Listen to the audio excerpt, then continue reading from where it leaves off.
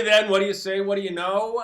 Happy New Year again. We got cut off on Friday because my computer decided to do an auto update. Didn't know it had it set for that, and so I didn't have my glasses on at that point in time, and a little window came up on the upper right-hand corner of your screen. You can see it was asking me if I wanted to install an update, and I didn't see it. I saw the notice. I couldn't read what it said, and so that's what it was. That's why I got cut off early. I just wanted to finish up. We've got a new threat in the Middle East. You know, this is like, his name is Colonel Ghani. I dubbed him today Going Ghani. President Trump has dubbed him next.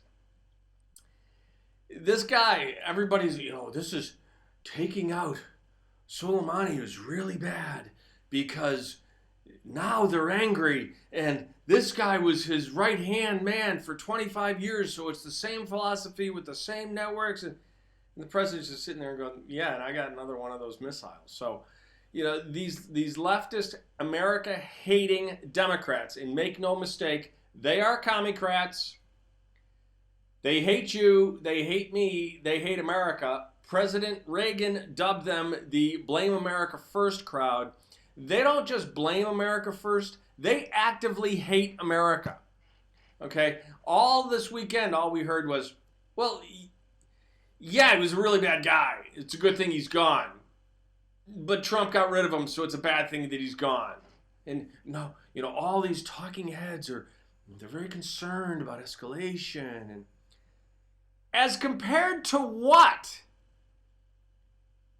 Soleimani already had the blood of over 500 Americans on his hands, and that's somehow acceptable to you? That's an acceptable rate of loss to you? I swear these leftists are the same people. They're the grandchildren of the people that said, Hitler's not such a great guy, but you don't want to take him out because we've got Himmler and we've got Eichmann, and we don't want any escalation. Yeah, how did that work out for 15 million people? Catholics, gypsies, homosexuals, and 6 million Jews. How did that all work out? Escalation, that was okay, but we didn't want to escalate from there? No. You attack a bully, you get a bully to back down by one thing and one thing only, punching that bully as hard in his face as you can to break his nose and spread blood everywhere. Give him a good bloody nose. Then you have no more problems with that bully. Just ask Gaddafi. Well, you could have, except we kind of took care of him too. But after we dropped a bomb on the tent that had his son in it, yeah, Muammar was not giving us any problems. In fact, Muammar was actually working behind the scenes for us. So the good Persian people that have been trapped under a theocratic, totalitarian, left-wing government for 40 years need to be liberated. They need to liberate themselves. And if we can provide the key to their jail cell and let them out and let them retake their country and let them rebuild their country, that will be a good day's work indeed. President Trump, one thing I can guarantee is he's not looking to attack Iran, go in, put up a puppet government, and take over the operations of Iran. And all these idiots out there that are saying that, we're just going there for the oil. Venezuelan light crude is 10 times higher quality oil than Iranian oil. If we needed the extra oil so badly, and spoiler alert, we don't, because we are now a net exporter of oil, thanks to President Trump. He finally has tapped into our God-given natural reserves that Democrats kept off limits and locked up for years because they wanted us dependent to totalitarian banana republics and Middle East regimes. President Trump has liberated us from that. But even if we needed extra oil, we wouldn't be attacking Iran. We'd go in and take Venezuela's oil. It's much higher quality product. These people are idiots. Ricky Gervais said it last night.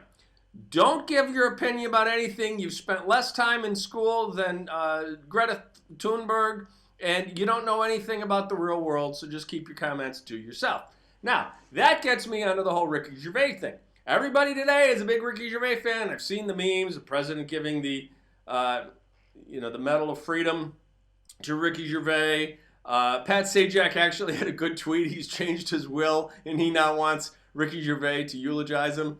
That was funny. But I see people, Ricky Gervais is going to be the next White House press secretary. Newsflash!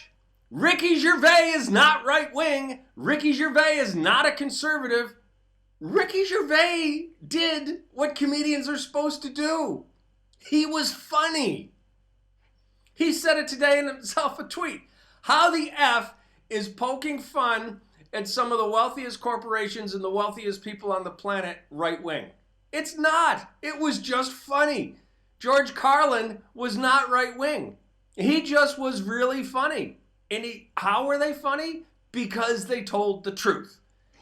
George Carlin was really funny when he spoke up against climate change. And don't forget, it was 28 years ago that Al Gore started his whole racket with that book, Earth in the Balance. Earth wasn't in the balance. Everything he's ever predicted has never come true. In fact, the exact opposite has come true. He predicted no polar ice in the Arctic in the summertime from 2013, and we've actually had increased summer Arctic ice.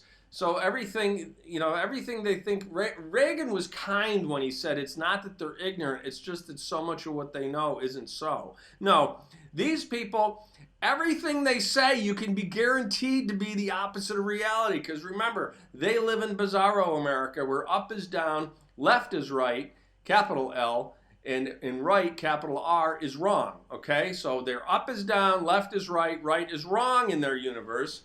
And Ricky Gervais is not a conservative. He was just funny, and it was hysterical. Now, for people who don't know, the Golden Globes have never been a serious thing. They aren't a serious thing. They've never been a serious thing. They weren't designed to be a serious thing. The Foreign Press Corps Awards was cooked up by a bunch of Hollywood guys that wanted to get have a reason to rent a room, put on a tux, and go out and get drunk and try to get laid. That's all the Globe started as, and that's all they've ever been. Ricky Gervais had a beer, or maybe it was a cider, up on the lectern with him as he gave his opening monologue.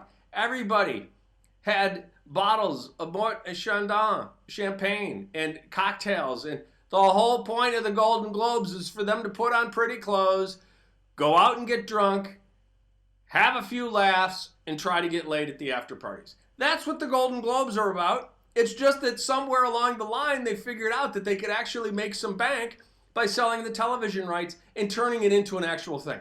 But it's never been an actual thing. It's not an actual thing in their own lives. Ask any actor or actress, and yes, you're an actress if you're a woman, and unless you turn down an Academy Award for Best Actress, I'm going to call you an actress. Ask any of them whether a Golden Globe is comparable to an Oscar statuette. We all know the answer. Of course it's not. So, I loved Ricky's monologue. I loved it from beginning to end. I posted the relevant clip, which is the first part I heard, but then I found the entire monologue and I posted that because it was great. And why was it great? Because it was funny. And yes, why do conservatives love it? Because it was finally someone on the left poking fun at the same people that piss us off. The same exact hypocrites. Apple, the virtue signaling actors and actresses, everybody that he skewered deserved it. We loved it because nobody else on the left is skewering the left anymore. Johnny Carson would hate The Tonight Show now. He would hate what The Tonight Show has turned into. Johnny Carson was never right-wing. He was always balanced. He made fun of everybody. Comedians always made fun of everybody. Comedy was a place where we could all come together and laugh together. Chris Farley skewered Newt Gingrich at his swearing in at the Republican conference when he became the speaker. I saw the clip of that today. And Newt was there and he was laughing hysterically. George H.W. Bush loved Dana Carvey's skewering of him. Okay, people used to have a sense of humor. People on the right still do. People on the left, Jerry Seinfeld can't even go onto college campuses. He said they're so easily triggered and they're so doctrinaire and totalitarian in their thinking that he can't even go. Jerry Seinfeld is not a conservative Republican. Mel Brooks is not a conservative Republican. He said he couldn't make any of his movies anymore. He couldn't make Blazing Saddles. The Me Too movement would have taken out Young Frankenstein for boom, boom, boom. Nice knockers. Why, thank you, doctor. Couldn't make them. Couldn't get them made. Couldn't get them greenlit. Okay, the left has completely lost their sense of humor. And I saw a great meme yesterday that said, here's a sense of humor. You dropped it when you picked up that bag of, oh, my opinion is so important. And I just stepped all over that line. But you get the idea. The left is completely devoid of humor. They're absolutely humorless. The left's level of humor is on par with an SS concentration camp guards. Okay? None. Doesn't exist. Not there. Oh, and by the way, Alyssa Milano, the only person who was literally Hitler was literally Hitler. I mean, literally, not figuratively like you use literally, but literally. Literally, the only person who has ever been Hitler was Adolf Hitler. So, there you go. Listen, I got cut off on Friday before I wanted to comment on my somewhat humorous post about us not being in a new decade. We're not in a new decade. I understand the odometer effect. It's always nice to see zeros roll over. But it doesn't mean that we're in a new decade. You start at 1. There was no 0. We don't count from 0 to 9. We count from 1 to 10. 1, 2, 3, 4, 5, 6, 7, 8, 9, 10. 10, 9, 8, 7, 6, 5, 4, 3, 2, 1. Okay? We're not in a new decade. Now, why did I make the post? And sure, we had some fun with it. And I made it even more humorous by combining it, of course, with the old rolled paper products over or under debate. Because I wanted to get you thinking for yourself. I always try to teach with humor. And what was my point of all that? Empirically, mathematically, to a mathematical certainty, we're not in a new decade. The first decade of the modern era was AD 1. Anno Domini 1. Year of our Lord 1. Jesus is born year 1. Even though archaeologically, it turns out he was really born in 4 AD 4. But, 1. There was no year. We went from 1 BC to AD 1. There was no year 0. So it's not, the first decade wasn't 0 to 9. The first decade was 1 to 10. AD 1 to 10. Second decade was AD 11 to 20. 21 to 30. See where I'm going with this? The first century ended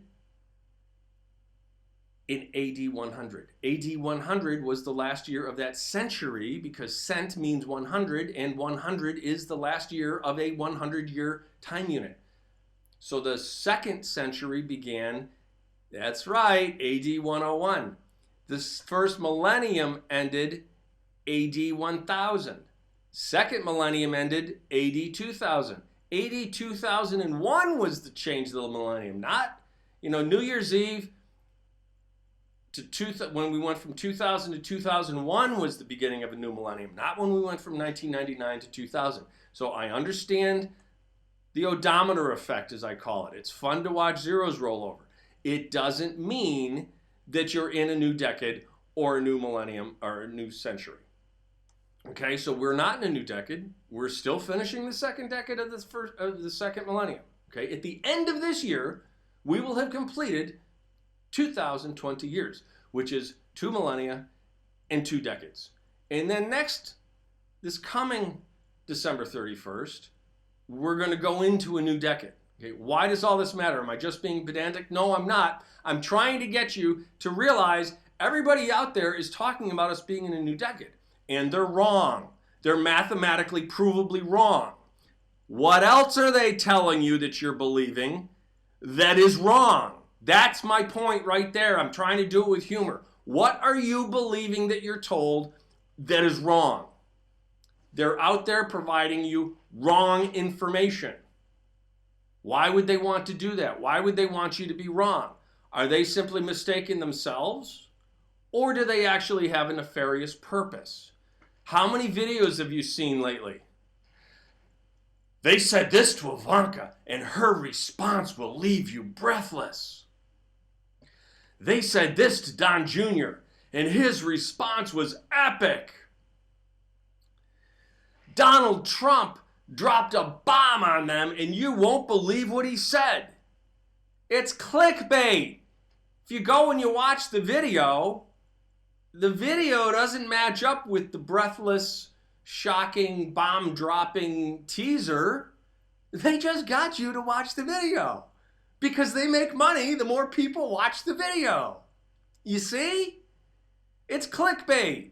It's not real. And now you got to ask yourself, who's out there doing this stuff? Watch for this. Watch whose pages you see this stuff on. They're just trying to make some money. They're not offering you anything real. They're not telling you the truth. Okay? I want you to be more discerning in this new year. So as we end the second decade of the third millennium, I want you to actively engage your powers of discernment. I want you to think critically. I want you to be more circumspect of what you're told. It's not a joke when we say, is that true or did you hear it on CNN? But there's a lot more people out there lying to you than on CNN. All right, that's all I've got for you tonight. Until next time, God bless you. God bless these United States. Keep fighting the good fight.